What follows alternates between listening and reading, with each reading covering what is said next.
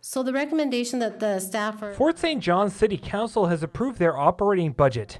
The document was presented at a committee of the whole meeting on Monday, where city staff decided on an almost 1% increase in property taxes, a drop of 3% from their first draft. And that was a good balance because it took in it didn't compromise our long-term sustainability with addressing the infrastructure gap, but it also considered the community and the economic slowdown that we have. Council rejected the first draft's budget proposal of an almost 4% increase out of concern for taxpayers. We're in a precarious economic situation waiting for some final investment decisions.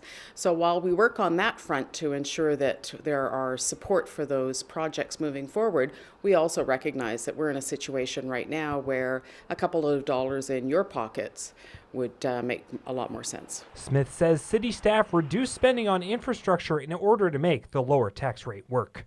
Some of what we did was reduce the amount of maintenance we did on our roads, the amount of money we put towards promotion and advertising.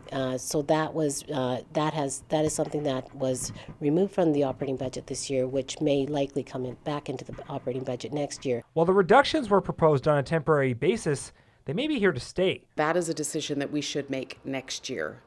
If, for whatever reason, the economic situation does not remain, then we may say those aren't temporary decreases in services. They may have to become permanent decreases in services.